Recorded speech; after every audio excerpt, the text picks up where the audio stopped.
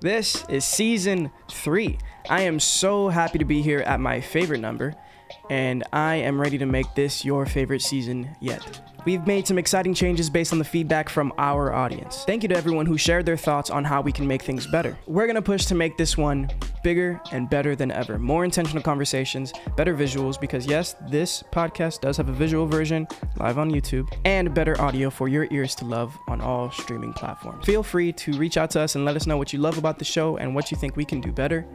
And please remember to share this with your friends and family. Enjoy the episode. Ashia. Hi. Thank you so much for being here. Of course. I'm smiling from ear to ear. I'm so excited. I'm that happy. I appreciate you being willing to come out and do this with us. Just to get a brief introduction as to how you found out about it. You told me earlier you were on the Explore page, right? And Explore page on Instagram, and it must have been picking up the right algorithm because I stopped because I saw one of your guests prior was talking about being paid on time, and I stopped dead in my tracks, and I was like, whoa, like this is hitting a chord, especially that week. So I saved it, and I literally reached out to you right away. I sent you a DM, like, I love what you're doing. Like, I would love to be on your podcast and talk more about the life. And I'm so glad you did, because that's as of late, which has been amazing, is that's how I've been getting the artist. Because when I started, it was just, of course, my friends reaching out to people I cared about. And then now I'm getting people saying like, hey, I actually want to be able to speak on the show. And that's a cool feeling for me, but it's also exciting for me as well, because I get to meet people that I haven't met before in areas of the industry that I haven't seen before. Right. And just to give you guys a bit of an idea, Ashia Amavè, is a Brooklyn native and creative who works as a commercial model and digital designer. Her modeling resume includes brands like Apple, Google, Target, Covergirl, eBay, and Etsy, just to name a few small businesses. Her purpose is to live a life of authenticity, specifically using honesty and transparency about her experiences as an artist and millennial, with the goal of inspiring others to play big in their own lives. Yes. That's a beautiful bio. Thank you. And I think it encompasses a lot of what you care about, and also the accomplishments that you've achieved. And a huge reason why I'm here. Like, it's a big part of me. It's important to me to be transparent and authentic about the experience, especially in a field like modeling that is also just often glamorized. I mean, we're going to get into Yeah. So where are you from?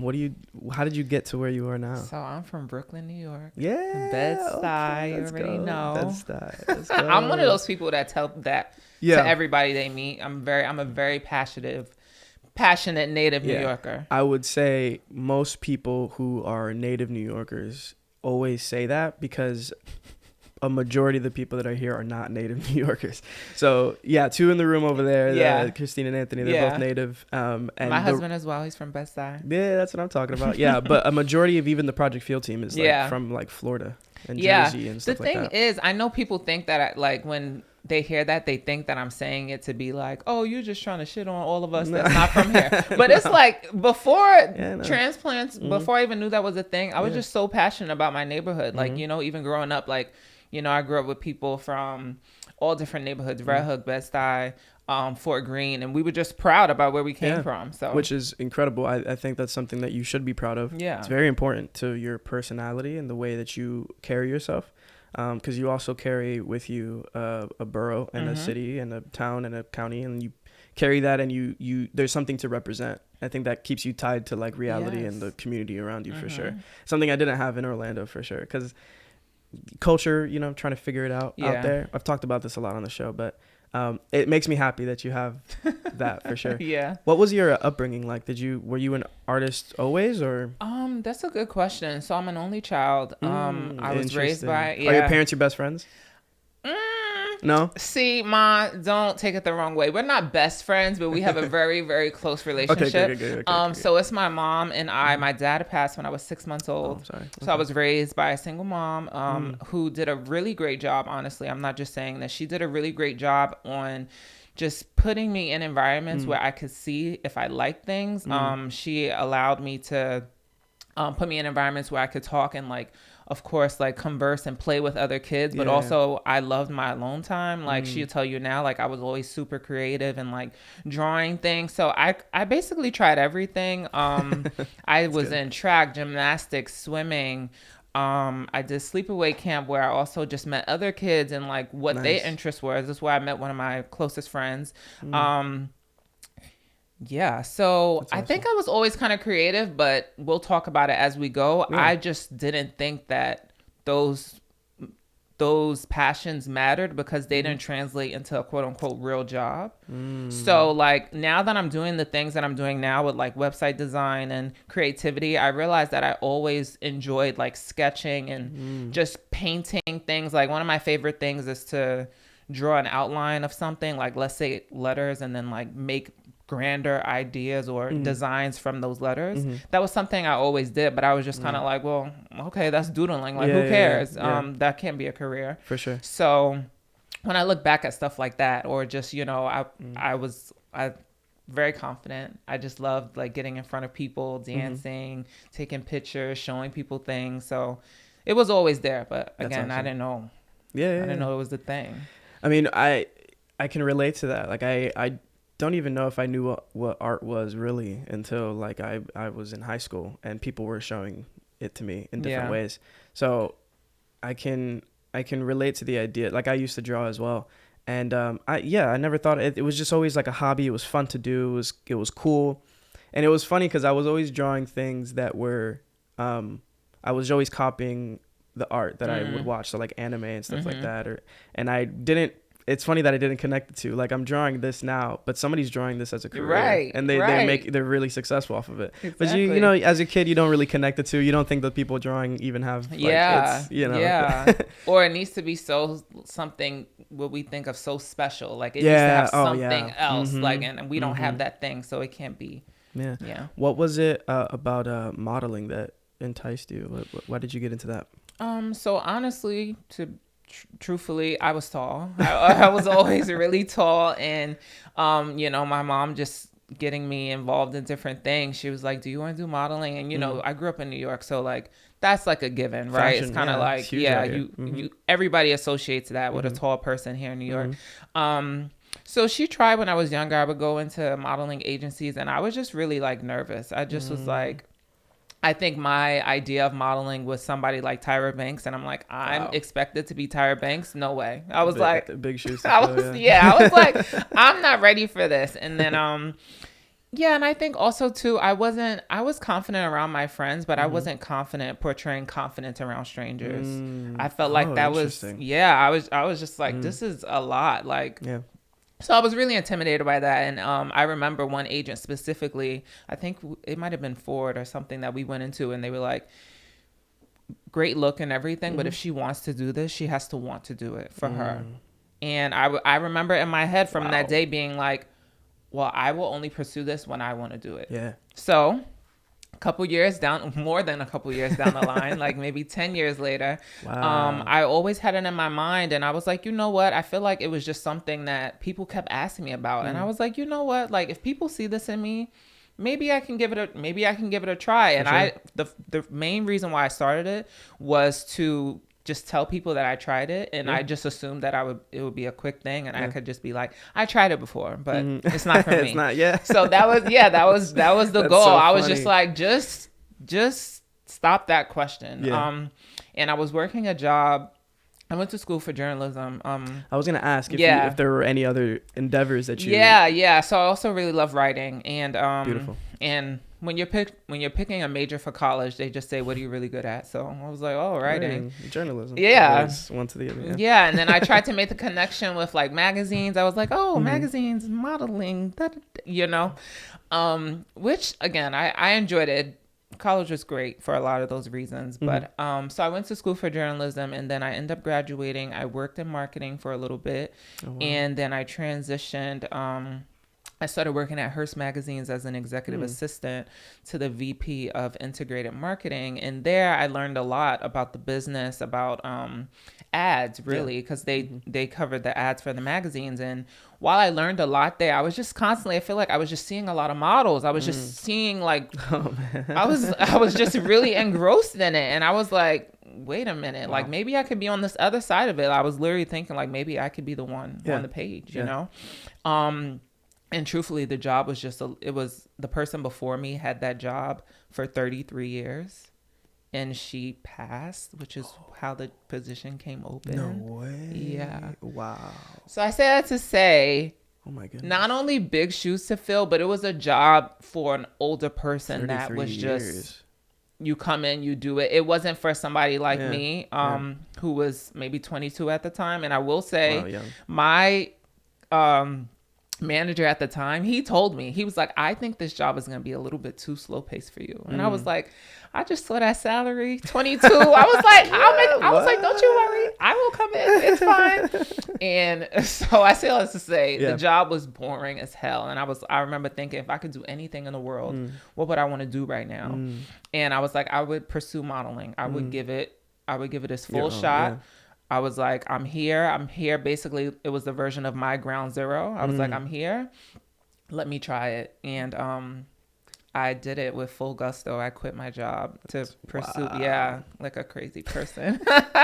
Sometimes you got to do crazy. You got to take big jumps, to make it worth it. Yeah. And did you, by that age, because you had mentioned before that you weren't able to be confident around strangers. By that age, did you find that already, or did you still not have that within you? I think it was growing in a different term. I will say, just for context, I'm just now okay being confident in front of strangers. Wow. Now, I was doing it for a long time, but I wasn't comfortable. I still had this idea of, oh, I don't want to make other people feel bad. I don't want to come off as if I'm doing this. I don't want to, and I feel like that took away from how I was showing up, because I wasn't showing up fully and being like, hey, I'm bright. I want to extend my brightness to you. I was like, I'm bright, but I hope I'm not. Yeah, too bright. Yeah, like that, which was affecting really how I did modeling. That was affecting my work. Of course. So yeah, I would say at that point, I probably was I felt a little bit better about it because it was encouraged for the sake of modeling. It was kind of like people were like, "Oh, you should be a model." I'm like, "Oh, okay, yeah." Like if that's cool with you, if you think so, if you think it's not gonna. But even though I knew, that's what I'm saying. I had the full confidence in myself, but I wasn't confident showing that confidence. That's so fascinating, and it's funny because you also said earlier, in that same sentence, you said that you couldn't portray that confidence to the strangers, right? Yeah. And that was an interesting way to phrase that, because I feel like that perspective is like, I have to, even if I'm uncomfortable, I have to portray confidence to people that are around things that make me feel uncomfortable, right?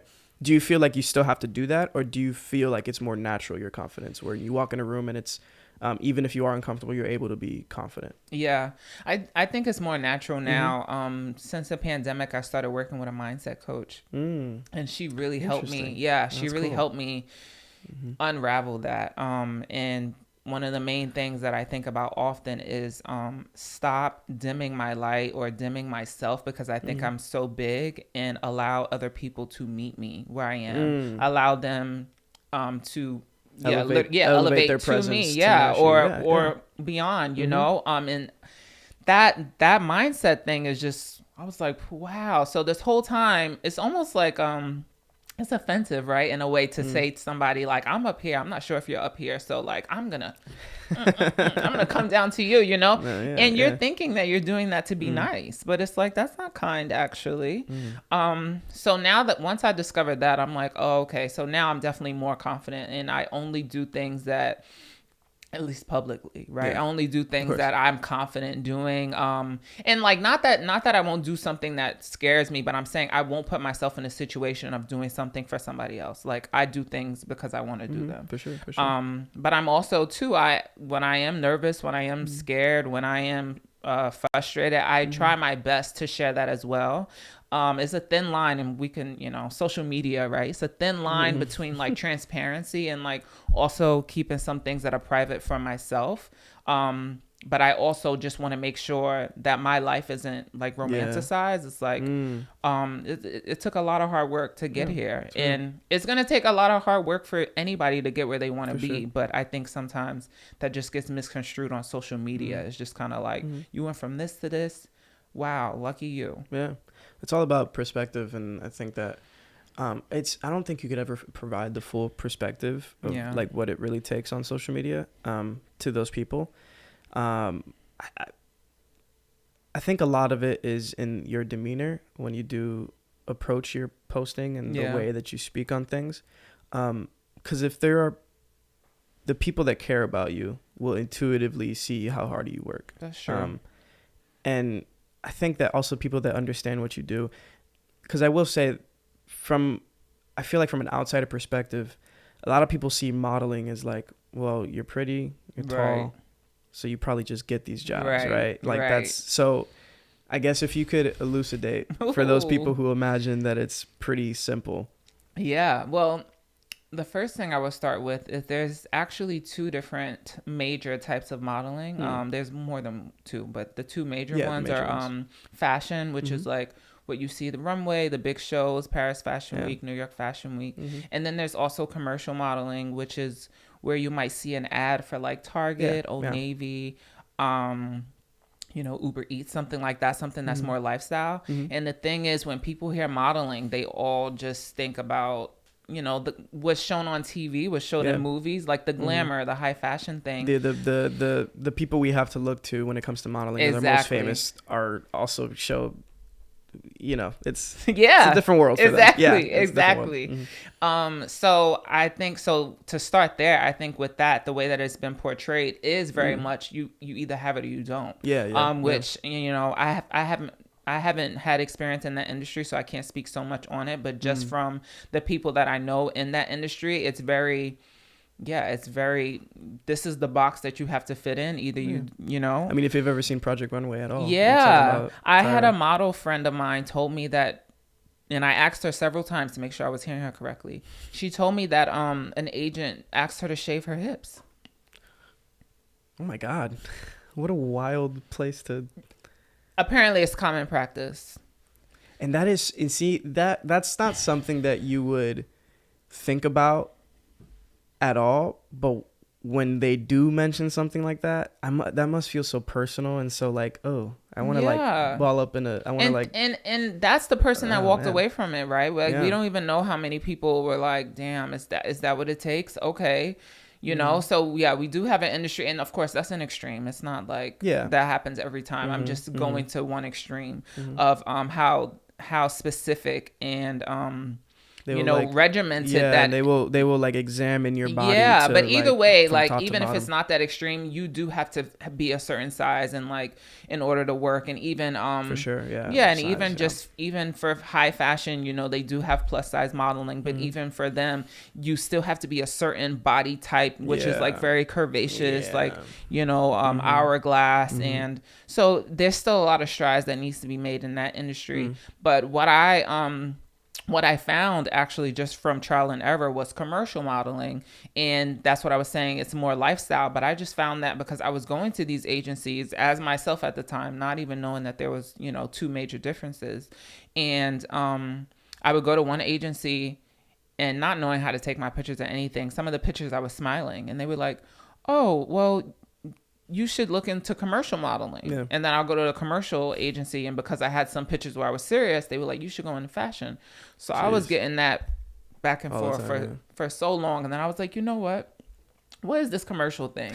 Because I know fashion, I know there's a whole lot of, things that and I was just like, maybe I can go the commercial route. And I remember I sat with an agent one time, and she told me to look in the ads.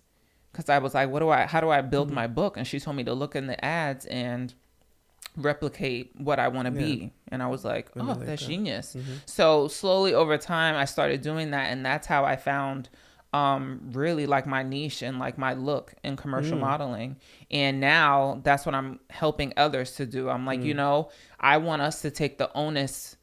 Like, we don't have to wait for somebody to say you, like we pick ourselves. So we can come up with our tools, get all of our materials ready and say, here, this is who I am. Do you want to work together? Versus, I'm nobody until somebody says yes to me. It picks me up or something. Yeah.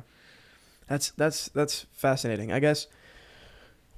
So you went from a lot of doodling, a lot of drawing, didn't really know where you were going to go. And then you kind of went into, or you tried everything, then you went into journalism, and then you started to look into modeling, and now you are on the other side of it, where you are being a little more, you have a little more entrepreneur mind when it comes to all of these things, and you're helping other people transition into commercial modeling. Why did you go from? Cause I mean, I'd imagine, how long have you been modeling at this point? Like 7 years. Oh wow! So you're veteran. Yeah. You're in the game for a minute, huh? Yeah. I mean, still very still new. learning. Yeah, I'm still learning. Sure. Thank God. But what made you transition into wanting to help other people with it at this stage in your career? Yeah. Great question. So during the pandemic, actually, so right before the pandemic, I was actually about to quit modeling because I did a post about this today, actually, but I was so frustrated by how hard I was working and I was not getting the results. And I was just, I was in a bad apartment. My husband's going to roll his eyes, but our apartment didn't have a lot of light. It just was not supportive to our creative, conducive minds. So there was so much going on, and I think I was looking for a way out. I just wanted to. That was another thing. I also just wasn't making money consistently. And when I was making money, it took a long time to get paid, and I was just super frustrated. And I wanted a way out. So I was working with a marketing agency at the time, and they offered me a part-time position or a contract position that paid like, I think, $80K. And that was a lot of money that I have not seen since years. And I was like, you know what? I was like, maybe this is it. Maybe this is what I'm supposed to do. Like, I'm still being creative. Like, I was telling myself all this stuff, like, to be okay with it. So I took that job in like maybe October of 2019. Oh, wow. Yeah. So, and I was modeling was just going to be like my side thing. It, like, maybe even a side thing. It was just going to be like, if I'm available kind of thing. And then, so I worked with them from, what was that, October, and then pandemic kind of, March 2020. March was a big month. Yeah. And I did, the last job that I did actually was in March. I was in Florida when, worst place to have fun. I was in Florida when that had broke, and I was like, I need to get back home. Oh, no. So, yeah, that happened, and it was during that reset. At first, I was just kind of like frustrated. I was like, damn, like I finally had an opportunity where I can make money, and like this crashed down. But when I did that reset, I was kind of like, like I came to the conclusion that I just told you, like, you know what? I think I was just so frustrated. I want a way out. And I realized that I was just really working hard for a lot of years, but I didn't have a purpose. I didn't really have a strategy. I didn't have like intention. And I think that's why I was burnt out. The goal was to just work hard. Whatever I needed to do, whatever crafty, getting resourceful, I was doing that. And I just felt like I was constantly met with, dead ends. It worked for a while until I got to where I was going to be. So during that time, I was like, you know what? I was hearing just a lot about purpose. Like, what's your purpose? And that was so frustrating to me. I was like, what the hell does that mean? Like, how am I... Like, what? There's so many things that I do. Grand question. Like, I don't know. Like, so yeah, I was really frustrated about it. I was reading about it. I was doing all these things, and I just tried to find ways that somebody can make it very clear on, okay, how can I at least find this? Like, give me some ways that it can be clear to me. And they were saying that a purpose is something that helps others. Is something that you enjoy doing, something that comes easy to you. And I think maybe those are the two things that I was thinking of. So I was like, okay, what is something that I enjoy doing that comes easy to me? And I was thinking about the modeling. I was like, I've been doing this for a long time. I don't want to quit, but I really enjoy doing it. And then I was like, but how can I help others? So my first idea was to actually create, it might still come to fruition one day, but my first idea was to create an agency of everybody else but models. So photographers, makeup artists, like that whole thing, and purposely do nonprofit work for small businesses in New York. So it's particularly of Black businesses. So what I found was there was a disconnect. Like, let's say there's a business, on Fulton Street, and let's say they sell clothes, and they're probably just mentally not thinking that they can stand up against somebody like Old Navy because really they're marketing materials. But what if we got, these grade A photographers to come in and do marketing. Yeah, and create beautiful assets for you. I bet not only will that help your confidence and in your business, that'll help the way other people see you. Yeah, for sure. So I'm happy to share the idea because I want whoever gets to it first, go ahead. We can have multiple. But yeah. You need multiple. Yeah. That sounds like an idea that would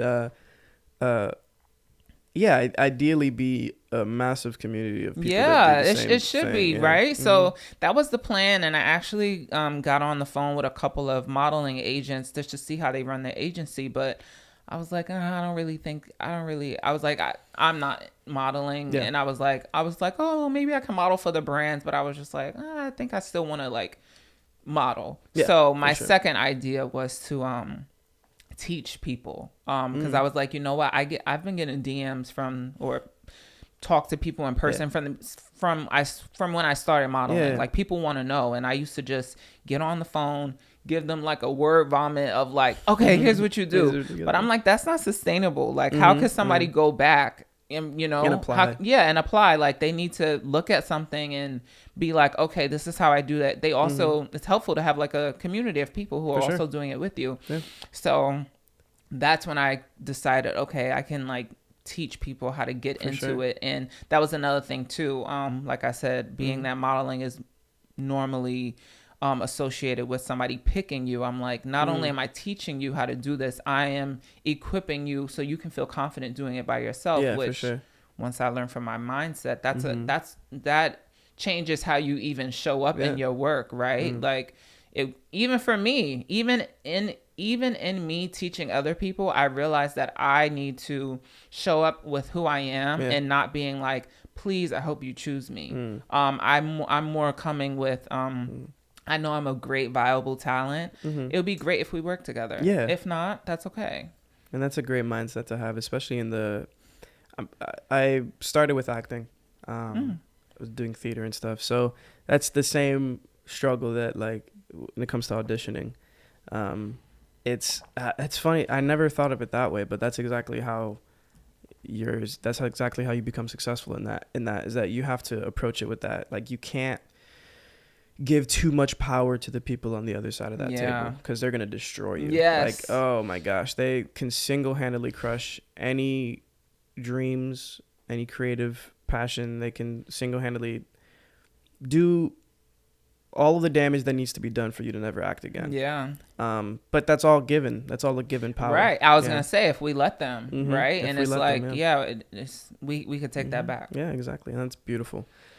You spoke about a little bit about your experience when you were about to quit modeling. Yeah. And I'm like, it seems like at this point you've been pretty successful as a model. I'd imagine it's similar to any kind of freelance art. There's an issue right now, and it's been prevalent. It's always been this way for a very long time. But you spoke a little bit on it. But how are you working with these brands that you were working with, being a successful model, but also still not getting compensation? I will say that's still an issue to this day. Yeah. To this day. Yeah, it's still something I'm trying to figure it out. I'm trying to figure out why is this still a thing? Yeah, really? How does it? What is the reasoning? Why are they always allowed to do something like that? So I will say, there's so many layers to this. The first thing I will say is I recently, like last year, found out about the Freelance Isn't Free Act, which means that all freelancers are in New York, at least. I know maybe in LA too, but at least in New York, they are protected by law to be paid within 30 days. What? Freelance Isn't Free Act. That's crazy. Yeah. So now you're probably like, okay, well, if you know about this, why I'm not getting paid? Why are you not getting paid? So at the time, for a long part of my career, but especially when I found out about this law, I was at an agency, and the agency is a weird middleman relationship. Yeah. So because I wasn't like their contractor, and technically I was contracted by this brand, and then the agency was in the middle, it made it difficult for me to enact that law. To speak up about well, I spoke up a lot. Yeah, which they didn't like, but it made it hard to enact the 30-day thing. And then when I tried to get my agency to enact the 30-day thing on my behalf, they were just kind of like, I mean, it's really risky because we can risk losing clients, because they were like, because their thing is they can just go to another agency who's willing to wait. So now that brings me to my next point. In almost every industry, there's a collective. If it's not a union, there's a collective of like protection. Like, okay, these are the guidelines that we have to abide by. We don't have that in modeling. There's no board, there's no union, there's no nothing. It's very much a free for all. So it's kind of like, where do we go? What standards of rules do we have to say, hey, this is past the line, and we don't. So it's kind of changes per agency. Wow. Like there are agencies that I've seen that say, hey, like my talent needs to be paid in 15 days. I've seen it in signature emails, which that's great. Really. That's awesome. Yeah. Some that come to mind. I want to shout them out. I want to shout out We Speak. I know they do that. JAG does that. JAG Models, as well as Stets. Okay. They are all agencies that I've seen that are enforced getting paid within 30 days. Beautiful. But yeah, the other agency, the agency that I was at, they were afraid to just because they didn't want to lose the it was like, and I mean I can look, but I remember it being paraphrased of like, I'm not gonna risk my business relationships for you, like for one talent, and not realizing that if you keep me happy, like you would be happy. But yeah, so even especially back then, I wasn't even speaking up. I just accepted it. I just was like, well, this is how it is, and I only started speaking up, the last 2 years, and even to the point that now I'm not with an agency. Wow. The last time I spoke up about wanting to be paid, at the time I reached out maybe on day like 32, purposely giving them the 30 days, because then that's the thing. It's like, well, at least 30 days. Like, don't reach out before 30 days. Yeah. Sure. So I gave it like past 30 days. And when I asked my agent about it, she was just like, it's not in yet.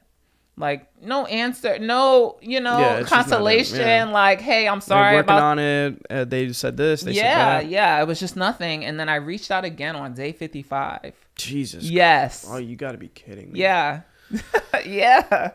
Day 55. I was like, hey, I haven't heard anything. What's going on? And she was just so defensive. She was just kind of like, I mean, I will continue reaching out like I have been every day.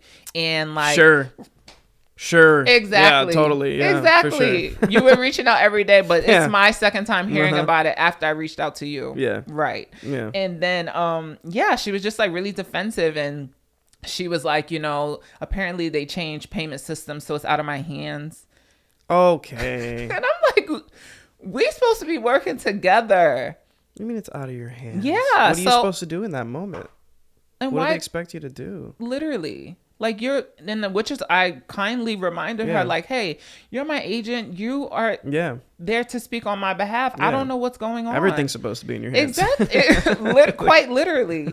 So I'm like, I don't know what's going on. Like, I'm like, this is your role. And I told her, it's one thing for me not to be getting paid, but it's another thing that when I follow up about it, I'm getting an attitude from you. Yeah.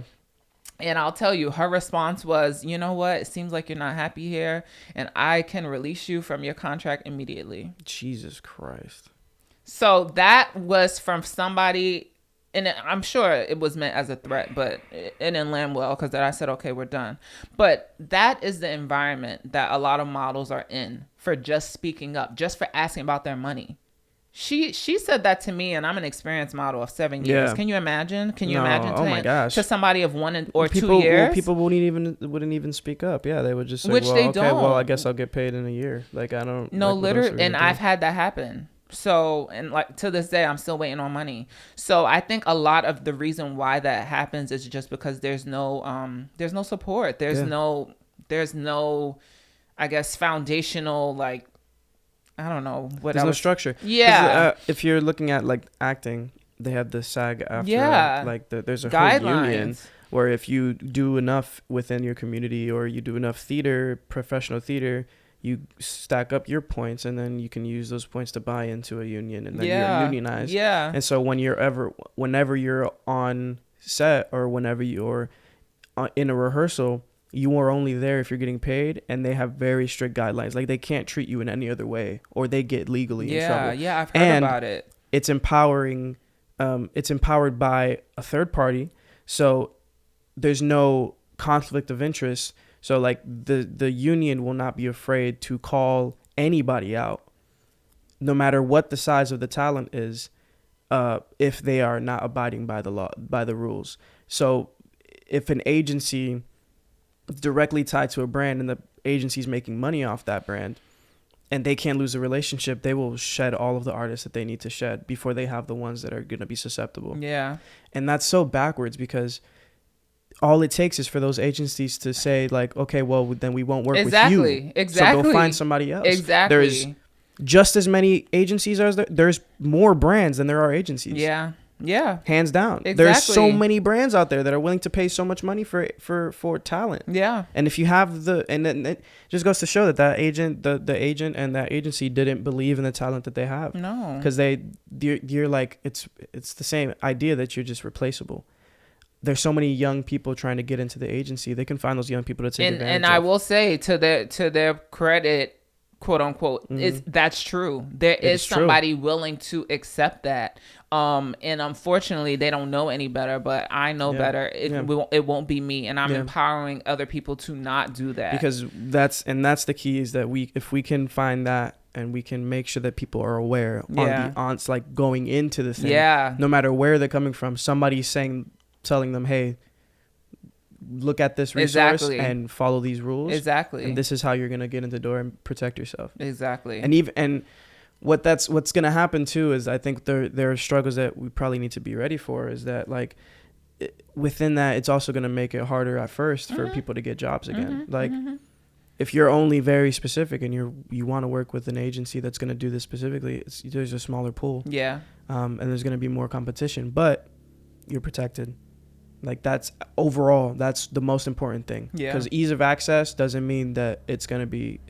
Usually, the easier it is to get into an industry, the more toxic and lower terrible standards. It is. Yeah. Exactly. Yeah. So, and I'm glad you're doing that. I'm glad you're speaking up about this. Yeah. I mean, this is all a part of it. I'm like, again, I'm just thinking, and it sounds cheesy, but I mean it. Like I'm thinking about myself when I first started. The things that I could have prevented. Yeah. And again, if so many models are coming in, listening to what this agent is saying to do, and who, again, that's another thing is something so funny. Like let's say with actors, right? Like when you're coming in the industry, it's a little bit easier for you to find another actor and be like, hey, is this what's going on here? But it's you're like always working with other actors. Yeah, all the time, but the modeling is not that it's hard to find other models, but because we don't have this place of structure, people are like, well, I'm not sure if I want to say what's going on at my place because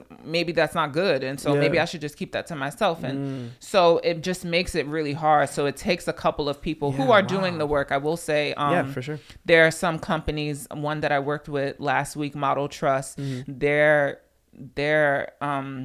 mission is to make modeling environments and modeling agencies safe for models. So there are some specific, groups doing it, but I would like it to be organized like within the industry, like you said, kind of like SAG, like it's kind of like that is the home for all things protecting actors. Like exactly. I think we need something and they are, like that. You need the balance. You need because you can let brands and agencies be as sharkish as they want. There has to be a counterbalance. Yeah. There has to be, because that's where the relationship comes into play, and that's where you get probably the best results, because Yeah. you get the really sharkish people who are like, we need perfection because the brand wants it, and you can get that good look, right? But you also have the other side where it's like, we're gonna give you that, but you got to give us what we need, because Okay. there's like the balance there. Exactly. And that's, I had no idea that there was no central place to do that for models. Yeah, it's truly a free for all. It's a mess. That's crazy.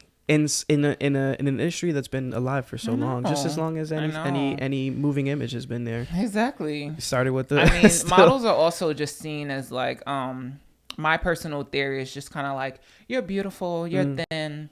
Oh, why? Yeah. You don't get your money on time. You'll People be are okay. just salty. You know? Yeah, it's a little bit like, really? The pretty girl didn't get paid, you know? So it's a, you know. It's terrible. Yeah. Again, I appreciate you for speaking out and doing that stuff for just to get a little bit off topic, but still within the same vein. What's your relationship with your creativity after being commercial and also now being a little more business minded? I'm assuming you maintain that relationship, but like, what is it right now for you? Because just to be clear, like, I'm really, like, a lot of the focus for this show and what we talk about, I like to talk about that side of things, because although this is great advice for anybody who's looking to be a model, and it's really wonderful to hear that you're speaking up about this, and it's really also great to see the truth of it and the hardships behind it. It's also nice to think about you as a person, and when it comes to because your body is your creation, like in terms of what you present. So yeah, what is that relationship? Yeah, so I think now is just allowing my ideas to breathe. I know so many times I get ideas and I just shut it down because I don't know how that's gonna happen, or what does that look like, or that's gonna take a lot of time. So most recently it has been books and podcasts. Beautiful. Books about, I feel like before I used to read books that were saying that were kind of bracing me for hard work.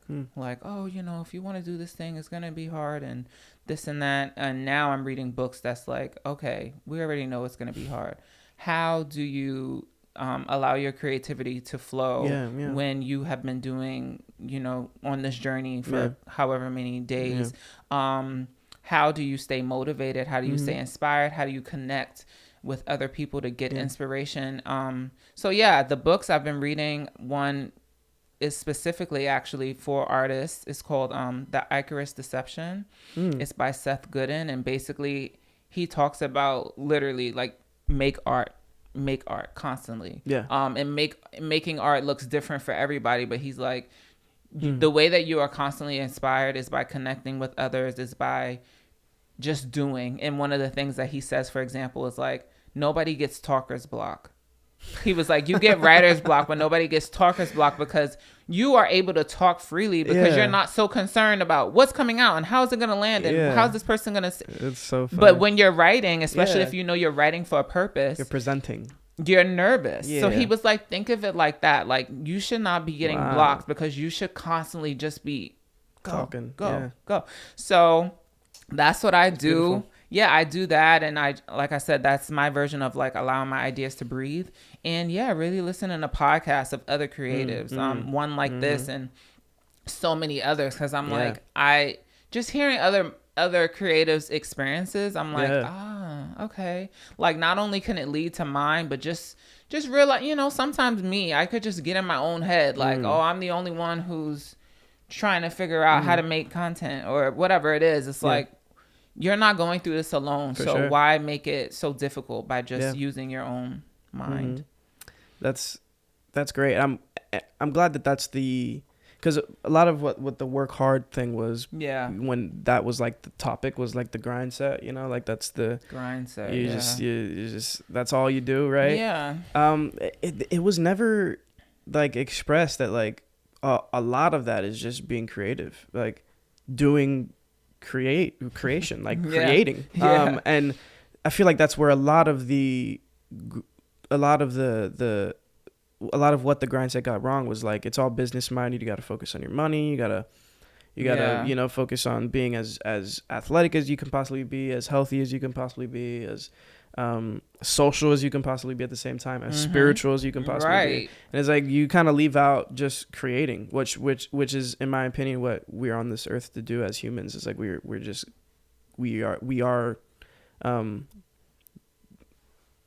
create everything, and and that's our specialty, right? Exactly. No matter what field you're in.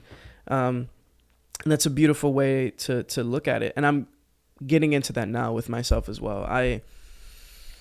The biggest thing for me back then, like when I had all these opportunities, the thing that stopped me every time is that I just was never creating outside of those opportunities.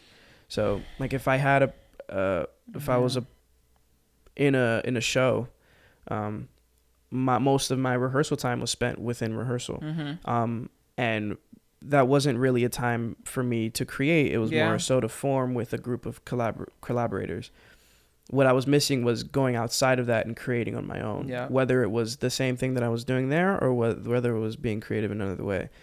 And I still experience that now where I'm like, well, I just need to be creating on the daily basis, especially if I call myself an artist or creative. Exactly. Like, it's kind of like important for me to do that. And I started to really hear this and like really connect to it when Tima was on the show.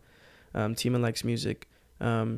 She posts like every day. She has been for 2 years straight. You see? Without stopping. And people always ask me, like, how are you able to do that? And it's like, because I am just going. I am just putting out. I have so much to share. I'm not and everything.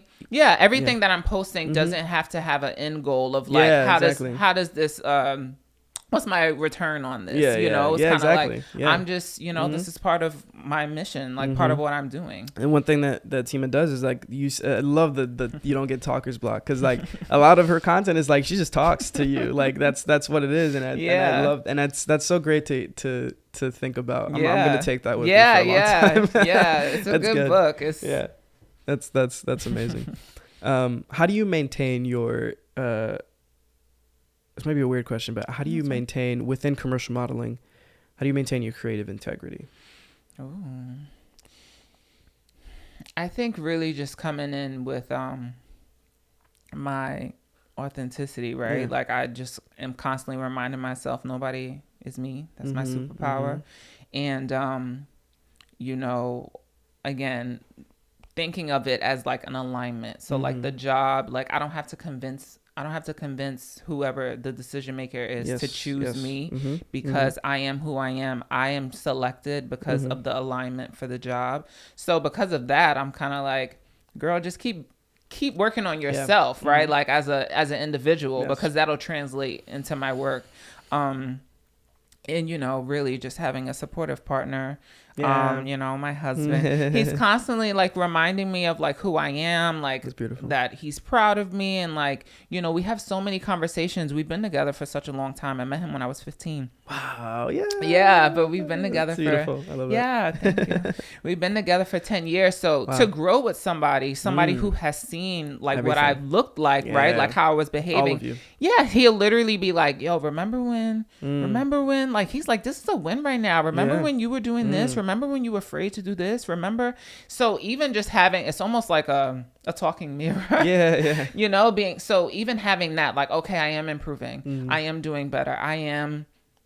This is progress. Because that's another thing as an artist. When you're in it, it could be so hard for you to see how you made you can't see outside of it. Yeah, how you made anything better. You can't see it. You can't see around you. Like, so hard. Your vision is so blurry when you're inside of creation. Exactly. So I feel like if I realize the progress that I made before, it's easy for me to continue it. Yeah. So beautiful.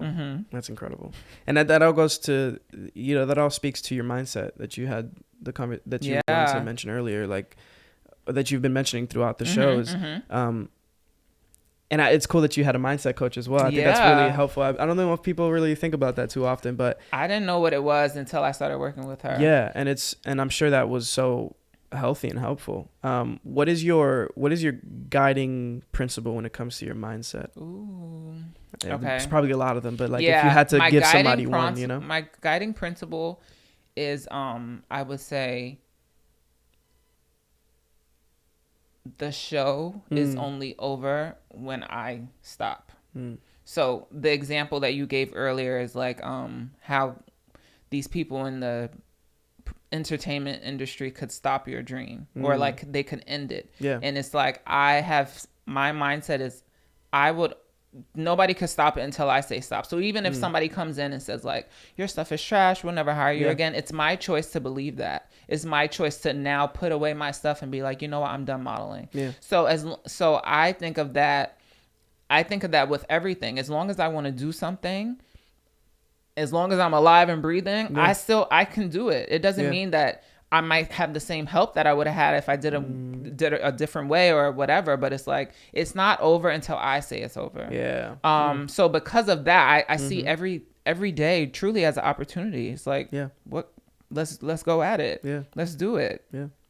Hell yeah. That's so good. No, that's so exciting. And it's such a wonderful, I'm gonna say like again that I appreciate, because it's very exciting to meet someone within this creative industry, and within something that is related to what we do, be so forward thinking and also confident about what you're saying. And it's beautiful. I can see the work. Thank I will you. say, I can definitely see the work, and I hope the people you. that appreciate you as a model or as an entrepreneur, or just as a human in general, get to see this and get to know a little bit more about you and exactly how you made it to where you are. Because it sounds like there's a lot of work in there. A lot of work that I'm so proud of. I'm still working, which I'm also proud of. Like, I'm so grateful and happy to be a work in progress. It's like, I'm glad I'm not at that. I'm done, you know? Exactly. It's like I have so much more that I'm going to achieve that I know I need more work. Not need more work, but I want to do more work to help me, sustain me with the tools to be able to be comfortable in that new environment. Yeah. Amazing. That's very exciting. How can people watching, how can we in the room here with you, how can we like support you, find you? I mean, your Instagram's going to be there. Yes. It's floating right now in front of you. But how else can we push what you're doing forward? Yeah, well, it would be really helpful to me if you know people, if people know people who wanted to be models, definitely send them to my page at Commercial Model Guide, in order just to get that information. Get that information. Stop being let's stop being misguided and kind of even tormented by this or that. There's another option. So yes, please come and be a part of the community just for education. And then of course, if you want to learn more and take more steps, I do have specific guides to help you get in the industry. And I always want to say, as somebody who has been in the industry, I am not saying that this is the only way that you can be in. This is a guide that is specific to using my experiences and using them to help you avoid the bad things that I did. For sure. So and then also just on my personal page, please engage with my content. Content helps pay the bills. So, if you like what you see, support, share. For sure. That's I was talked about this a little bit on the other show as well. Is like, people don't really know how much power they have when it comes to pushing people forward in terms of engagement and things like that. It's like just looking at a post for a certain amount of time is helpful. So if you can just stare at my photos and my videos for long enough, that'd be great, right? Right. Share it to a friend or two. For sure. Also, to end off, you've been dropping a lot of wisdom. A lot of it. So I hate to ask you for more. No, come on. Give me, just to lead us off, some words of wisdom for everybody. And just, Okay. My word of wisdom is, trust yourself. Give yourself and, your environment a chance for your ideas to breathe. If something is coming to your mind, I kind of heard Kelly Rowland say something like this specifically not too long ago. Well, not specifically, but Kelly Rowland said, if something is coming in your mind, it's happening for a reason. So let's not just shut that down. Let's give it an idea. Let's give it a chance to breathe, see what it can be, and just try it. It's going to be scary. Most things that we like, first going after it was scary. So don't let that be the deterrent. Yeah, I feel you. Nice. All right. That's amazing. Thank you so much. Thank you. No. I'm so happy. Thank you. Thank you. This is awesome. Yeah.